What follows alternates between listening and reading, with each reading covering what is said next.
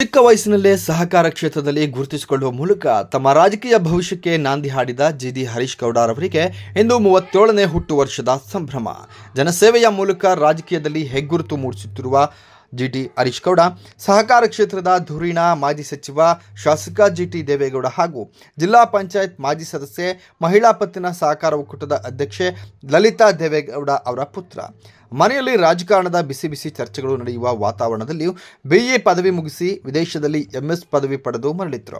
ಸಣ್ಣ ವಯಸ್ಸಿನಲ್ಲೇ ಅಪೆಕ್ಸ್ ಬ್ಯಾಂಕಿನ ಉಪಾಧ್ಯಕ್ಷರಾಗುವ ಮೂಲಕ ಎಲ್ಲರಲ್ಲೂ ಭರವಸೆಯ ನಾಯಕ ಎನ್ನುವ ಭರವಸೆ ಮೂಡಿದ್ರು. ಇನ್ನು 2023ರಲ್ಲಿ ವಿಧಾನಸಭಾ ಚುನಾವಣೆಯಲ್ಲಿ ಹುಣಸೂರು ಕ್ಷೇತ್ರದಲ್ಲಿ ಮೊದಲ ಬಾರಿಗೆ ಸ್ಪರ್ಧೆ ಮಾಡಿ ಜಯ ಗಳಿಸಿದರು.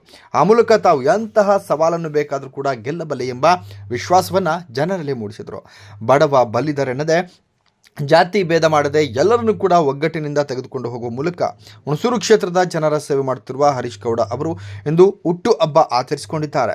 ಜಿಲ್ಲೆಯ ಹಾಗೂ ರಾಜ್ಯದ ಬೇರೆ ಬೇರೆ ಭಾಗಗಳಿಂದ ಅವರ ಅಭಿಮಾನಿಗಳು ಮತ್ತು ಹಿತೈಷಿಗಳು ಬೆಳಗ್ಗೆಯಿಂದ ಸಂಜೆವರೆಗೂ ಕೂಡ ಪೇಟ, ಹಾರ, ತುರಾಯಿ ಹಾಕಿ ಸಿಹಿ ತಿನ್ನಿಸುವ ಮೂಲಕ ಹುಟ್ಟುಹಬ್ಬವನ್ನು ಸಡಗರ ಸಂಭ್ರಮದಿಂದ ಆಚರಿಸಿದರು. ಬಹುಶಃ ಇದು ನಮ್ಮ ಹೆಣ್ಣು ಮಕ್ಕಳ ಶಾಲೆ, ಪ್ರೌಢಶಾಲೆ, ನಮ್ಮ ಹೆಣ್ಣು ಮಕ್ಕಳ ಶಾಲೆ. ಈ ಶಾಲೆಗೆ ನನ್ನನ್ನು ಆಹ್ವಾನಿಸಿ ಇಲ್ಲಿ ನನ್ನ ಹುಟ್ಟುಹಬ್ಬವನ್ನು ಆಚರಣೆ ಮಾಡಬೇಕು ಮಕ್ಕಳ ನಡುವೆ ಅಂಥೇಳಿ ತೀರ್ಮಾನ ಮಾಡಿದಂಥ ಮೊದಲನೇದಾಗಿ ನಮ್ಮ ಶಿಕ್ಷಣಾಧಿಕಾರಿಗಳಿಗೆ, ಮುಖ್ಯ ಶಿಕ್ಷಕರಿಗೆ ನಾನು ತುಂಬುರದ ಅಭಿನಂದನೆಗಳನ್ನ ಸಲ್ಲಿಸ್ತೀನಿ. ಏಕೆ ಅಂತ ಹೇಳಿದ್ರೆ, ನಾವು ಒಂದು ಶಾಲೆಯಲ್ಲಿ ಎಷ್ಟು ಸಮಯವನ್ನು ಕಳಿತೀವಿ, ವಿಶೇಷವಾಗಿ ನಮ್ಮ ವಿದ್ಯಾರ್ಥಿ ಜೊತೆ ಎಷ್ಟು ಸಮಯವನ್ನು ಕಳಿತೀವಿ ಅಂತಕ್ಕಂಥದ್ದು ಭಾಳ ಮುಖ್ಯ. ಅದರಲ್ಲೂ ಇವತ್ತು ನನ್ನ ಹುಟ್ಟುಹಬ್ಬವನ್ನು ಶಾಲೆಯಲ್ಲಿ ಮಕ್ಕಳ ನಡುವೆ ಆಚರಿಸ್ಕೊಳ್ತಾ ಇರ್ತಕ್ಕಂಥದ್ದು ನನಗೆ ಭಾಳ ಹೆಮ್ಮೆ ತರ್ತಕ್ಕಂಥ ವಿಚಾರ, ಭಾಳ ಆನಂದ ಆಗಿದೆ. ನಮ್ಮ ಮಕ್ಕಳು ಇಷ್ಟೊಂದು ಸಂತೋಷವಾಗಿರ್ತಕ್ಕಂಥದ್ದನ್ನ ನೋಡಿದ್ರೆ ನನಗೂ ಎಲ್ಲೋ ಒಂದು ಕಡೆ ಭಾಳ ಆನಂದ ಆಗುತ್ತೆ. ನನಗೆ ನಾವು ನಮ್ಮ ಮಕ್ಕಳಿಗೆ ಕೊಡ್ತಾ ಇದ್ದೀವಿ. ಇವತ್ತು ನೀವು ಯಾವುದೇ IAS ಆಫೀಸರ್ಸ್ ನೋಡ್ಬೋದು, ಯಾವುದೇ ಅಧಿಕಾರಿಗಳನ್ನ ನೋಡ್ಬೋದು, ಯಾವುದೇ ರಾಜಕಾರಣಿಗಳನ್ನ ನೋಡ್ಬೋದು, ಯಾವುದೇ ಒಂದು ರಂಗದಲ್ಲಿ ಸಾಧನೆಯನ್ನು ಮಾಡಿರ್ತಕ್ಕಂಥವ್ರನ್ನ ನೀವು ನೋಡ್ಬೋದು. ಅವರೆಲ್ಲರೂ ಸಹ ವಿದ್ಯಾಭ್ಯಾಸವನ್ನು ಮಾಡಿರ್ತಕ್ಕಂಥದ್ದು, ಹೆಚ್ಚಿನ ಸಂಖ್ಯೆಯಲ್ಲಿ ವಿದ್ಯಾಭ್ಯಾಸವನ್ನು ಮಾಡಿರ್ತಕ್ಕಂಥದ್ದು ನಮ್ಮ ಸರ್ಕಾರಿ ಶಾಲೆಗಳಲ್ಲಿ. ಆದ್ದರಿಂದ ಪೋಷಕರು ದಯಮಾಡಿ ತಾವೆಲ್ಲರೂ ಸಹ ಇವತ್ತು ಮಕ್ಕಳನ್ನು ಸರ್ಕಾರಿ ಶಾಲೆಗಳಿಂದ ದೂರ ಮಾಡಬೇಡಿ. ಸರ್ಕಾರಿ ಶಾಲೆಗೆ ಬೇಕಾಗಿರ್ತಕ್ಕಂಥದ್ದೆಲ್ಲವನ್ನೂ ಸಹ ನಾವು ಕಲ್ಪಿಸ್ಕೊಳ್ಳೋಕ್ಕೆ ಸಿದ್ಧರಿದ್ದೇವೆ.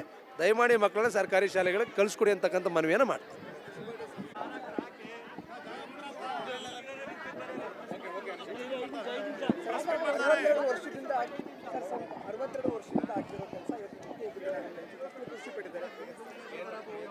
ನಾನು ಈ ತಾಲೂಕಿನ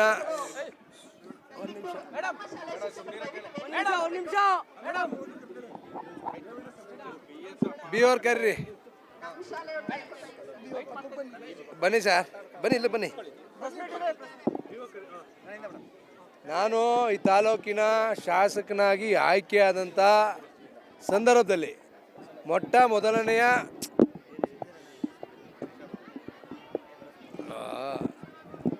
ನಾನು ಈ ತಾಲೂಕಿನ ಶಾಸಕನಾಗಿ ಆಯ್ಕೆಯಾದಂಥ ಸಂದರ್ಭದಲ್ಲಿ ಮೊದಲನೆಯ ಸಭೆಯನ್ನು ಮಾಡಿದ್ದು ನಮ್ಮ ಶಿಕ್ಷಣ ಇಲಾಖೆಯ ಸಭೆ.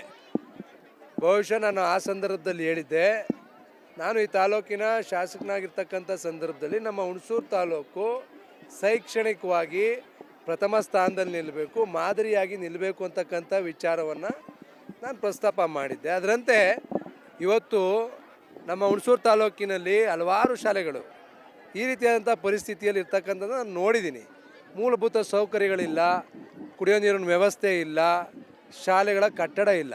ಆ ಸಂದರ್ಭದಲ್ಲಿ ನಮ್ಮ ಪಟ್ಟಣದ ಸರ್ಕಾರಿ ಪ್ರೌಢಶಾಲೆಯ ಎಲ್ಲ ಶಿಕ್ಷಕರು, ಮುಖ್ಯ ಶಿಕ್ಷಕರು ಈ ರೀತಿ ಆಗಿದೆ, ನಮಗೆ ಕುಡಿಯೋ ನೀರಿನ ವ್ಯವಸ್ಥೆ ಇಲ್ಲ, ಮಕ್ಕಳಿಗೆ ಭಾಳ ತೊಂದರೆ ಆಗ್ತಾಯಿದೆ ಅಂತಕ್ಕಂಥ ವಿಚಾರವನ್ನು ಗಮನಕ್ಕೆ ತಂದಂಥ ಸಂದರ್ಭದಲ್ಲಿ ನನಗೆ ಆಶ್ಚರ್ಯ ಆಯಿತು. 62 ವರ್ಷಗಳ ಇತಿಹಾಸ ಇರ್ತಕ್ಕಂಥ ಶಾಲೆಯಲ್ಲಿ ಕುಡಿಯೋ ನೀರಿನ ವ್ಯವಸ್ಥೆ ಇಲ್ಲದೆ ಇರ್ತಕ್ಕಂಥದ್ದು ನನಗೆ ಎಲ್ಲೋ ಒಂದು ಕಡೆ ಭಾಳ ದುಃಖ ಉಂಟಾಯಿತು. ಅದರಲ್ಲೂ ಹುಣಸೂರು ತಾಲೂಕು ನಾನು ಪ್ರತಿನಿಧಿಸ್ತಾ ಇರ್ತಕ್ಕಂಥ ಕ್ಷೇತ್ರದಲ್ಲಿ ಈ ಪರಿಸ್ಥಿತಿ ಇರಬಾರ್ದು ಅಂತಕ್ಕಂಥ ತೀರ್ಮಾನವನ್ನು ಮಾಡಿ ಯಾವತ್ತು ಹೇಳಿದ್ರು ಅವತ್ತೇ ಇಮಿಡಿಯೇಟ್ ಒಂದು ಬೋರ್ವೆಲ್ ಹಾಕಿಸಿ ಅವ್ರಿಗೆ ಕುಡಿಯೋ ನೀರಿನ ವ್ಯವಸ್ಥೆಯನ್ನು ಮಾಡಿದ್ದೀವಿ. ಅದೇ ರೀತಿಯಲ್ಲಿ ಈ ದಿನ ಏನು ನಮ್ಮ ಕ್ಷೇತ್ರದ ಶಿಕ್ಷಣಾಧಿಕಾರಿಗಳು ನಮ್ಮ ಎಲ್ಲ SSLC ಮಕ್ಕಳಿಗೆ ಹುಣಸೂರು ತಾಲೂಕಿನಲ್ಲಿ ವ್ಯಾಸಂಗವನ್ನು ಮಾಡ್ತಾ ಇರ್ತಕ್ಕಂಥ 4300 ಮಕ್ಕಳು SSLC ವ್ಯಾಸಂಗವನ್ನು ಮಾಡ್ತಾ ಇರ್ತಕ್ಕಂಥವ್ರಿಗೆ ಕೈಪಿಡಿಯನ್ನು ಕೊಡಬೇಕು. ಅದರಿಂದ ಮಕ್ಕಳು ಹೆಚ್ಚಿನ ಅಂಕಗಳನ್ನು ಗಳಿಸಬೇಕು. ಬಹುಶಃ ನಮ್ಮ SSLC ಪರೀಕ್ಷೆಯಲ್ಲಿ ಉತ್ತಮ ಅಂಕಗಳನ್ನು ಪಡ್ಕೊಳ್ಬೇಕು ಅಂತಕ್ಕಂಥ ಉದ್ದೇಶದಿಂದ ಆ ಕೈಪಿಡಿಯನ್ನು ಶಾಲೆಗೆ ಒಂದರಂತೆ ಅವರು ತಯಾರು ಮಾಡಿದ್ರು, ಕೊಟ್ಟಿದ್ರು. ಆ ಒಂದು ಬಿಡುಗಡೆ ಸಮಾರಂಭಕ್ಕೆ ನಾನು ಹೋದಂಥ ಸಂದರ್ಭದಲ್ಲಿ ನಾನು ಆ ಕೈಪಿಡಿಯನ್ನು ನೋಡಿ ಭಾಳ ಸಂತೋಷ ಆಯಿತು. ಭಾಳ ಬನ್ನಿ ಈ ಕಡೆಗೆ ಸರ್ ಒಂದು ನಿಮಿಷ ಮೇಡಮ್ ನಿಂತ್ಕೊಳ್ಳಿ. ಹಾಂ ಸರ್ ಮಾಡಿ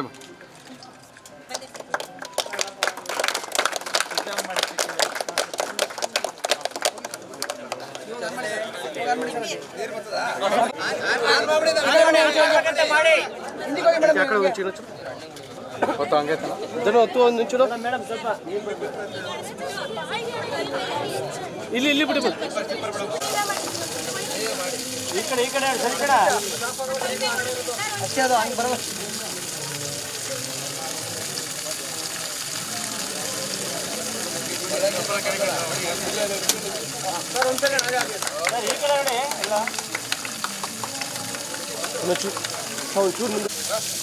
ಈ ಕಡೆ ಇಲ್ಲೇ ಈ ಕಡೆ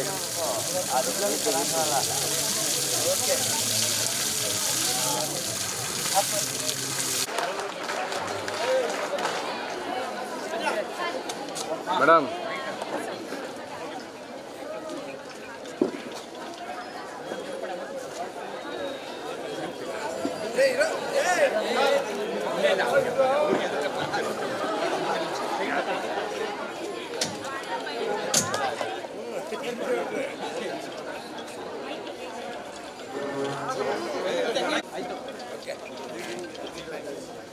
ಧನ್ಯವಾದಗಳು. ನಮ್ಮ ಮುಂದಿನ ಕಾರ್ಯಕ್ರಮ, ಈ ಕಾರ್ಯಕ್ರಮವನ್ನು ಚಂದಗಾಣಿಸಲು ಬಂದಂತಹ ಮಹನೀಯ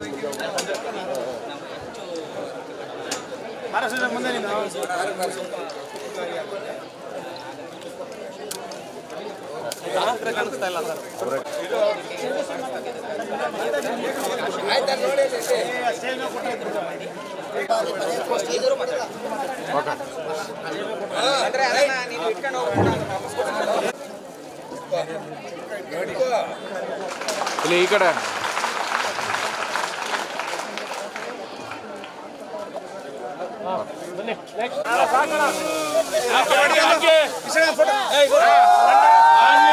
ಶಾಸಕರು ಮುಂದಿನ ದಿನಗಳಲ್ಲಿ ಮಂತ್ರಿಯಾಗಲಿ ಅಂತ JDS ಪಕ್ಷದ ವತಿಯಿಂದ ಅವರಿಗೆ